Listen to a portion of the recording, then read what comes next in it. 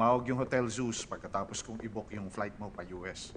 Kung hindi ka pa daw nakakapag-book ng hotel. Gusto nila sa hotel nila ako. Opo. Kung kumilos siya, akala niya shareholder na siya ng Jegok Group. Dahil ang engaged na siya kay President Lee ng RS International.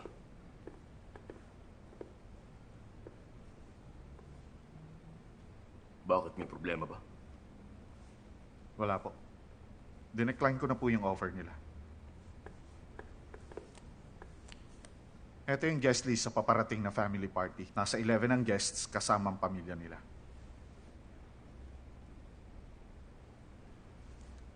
Sinend ko na rin to sa email nila. Kung nag-send ka na ng email, bakit nag-print ka pa ng hard copy? Yun ang ginagawa ko para kay Chairman.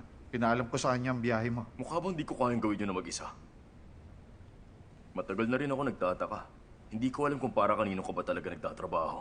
Sa akin ba o sa daddy ko? Nagtatrabaho ko para sa Empire Group. Yun naman pala.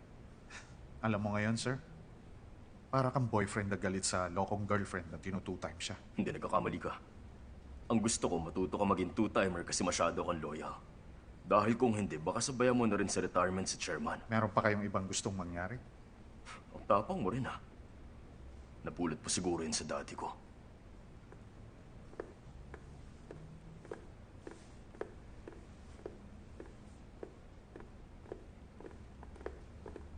Mag-ingat po kayo, sir.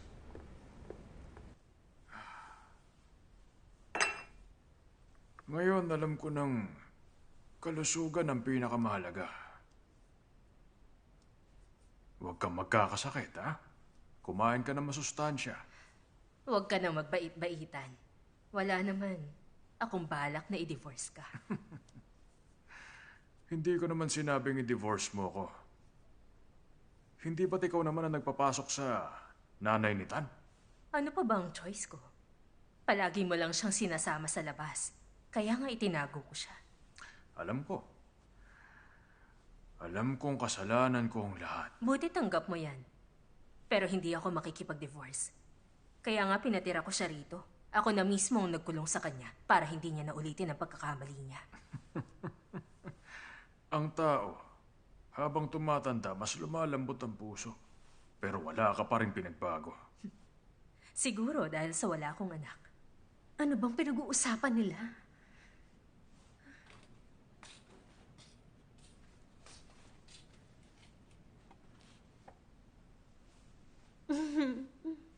Hindi ka ang pinag-uusapan.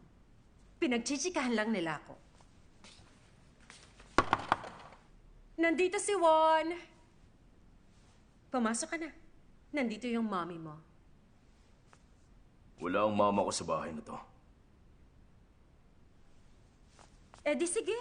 Iyaya na lang ang itawag mo sa nagpalaki sa'yo. Makikinig ka pa. Hindi, aalis na ako. Aalis na yung isa pang yaya.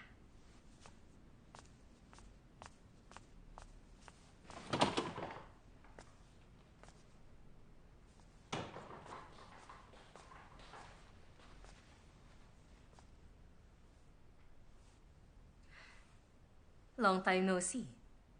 Nandito ka pala. Kahit na kailan, hindi mo ako kinamusta. 10 taon, kitang pinalaki hanggang sa nag-US ka. Hindi man kita minahal, ginawa akong makakaya ko. Huwag mo akong ituring na masamang stepmom. Pasensya ka na. Naging ganito ako kahit 10 taon mo akong inalagaan. Ano bang? Pwede ba tumigil na kayong dalawa? Aalis na ako.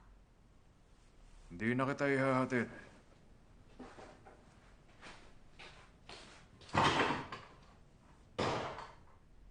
Ang sabi, papunta ka sa US. Opo. Ang mga Amerikano, sobrang pinapahalaga ng family business. Para sa kanila, laging pamilya ang dapat mauna. Kaya naman, dapat isama mo na rin si Tan sa'yo. Ako na pong bahala dito. Sundin mo na lang ako. Sasabihin ko na rin ito kay Mr. Yun. Sarili kong business to. Kaya ako na lang Ginagawa ko lang ang trabaho ko. Saka, hindi pa sa'yo ang kumpanya.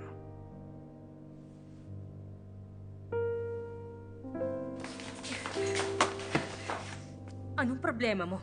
Busy ako. Hindi naman matagal ang sasabihin ko. Lagi mong kinakalimutan galangin ako pagkausap ako. Ang sabi mo kasi busy ka, kaya pinapaikli ko na lang. Ano ba? Oo na, ito na nga. Kinita mo raw ang pamilya ni Rachel? Pinapunta ka ba nila ron? Bakit daw? Ano bang pakialam mo? Ba't hindi ikaw ang pumunta? Tinatanong kita kasi hindi ako pwede. Siyempre dapat alam ko kasi mag-in-laws kami. Sino tinatawag mong inlo? Bakit? Limot mo ng anak ko si Tan? Wag nga kayo mapagmataas, baka magsisi kayo balang araw. At bakit? Hindi matutuwa si Tan sa oras na malaman niyang iniinsulto ang mami niya. Pinagbabantaan mo ko? Siguro nga, ganun. Tumingin ka nga sa salamin. Ano? Bakit? Akala mo ikaw na ang madam sa bahay na to? Dahil lang may ilang tumatawag sa'yo na Mrs. Han? Hanggat nandito ako, wala kang ibang halaga kundi kabit ng asawa ko. Gagawin ko lahat para hindi magbago yun. Ano? Naiintindihan mo?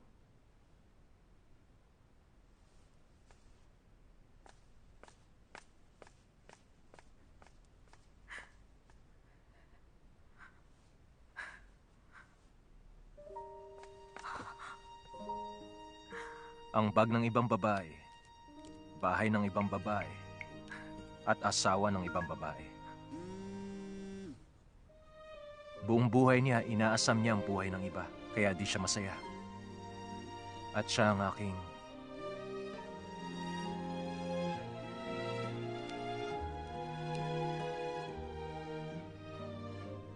Mama.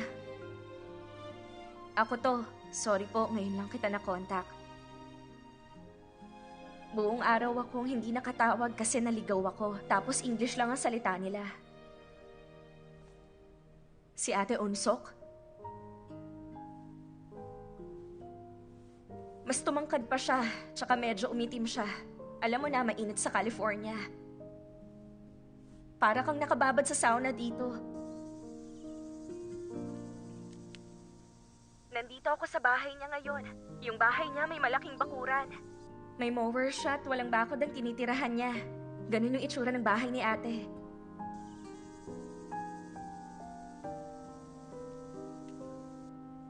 Kaya naman, wag na po kayong mag-alala. Kumain po kayo at matulog ng mahimbing. Nakuha niyo po?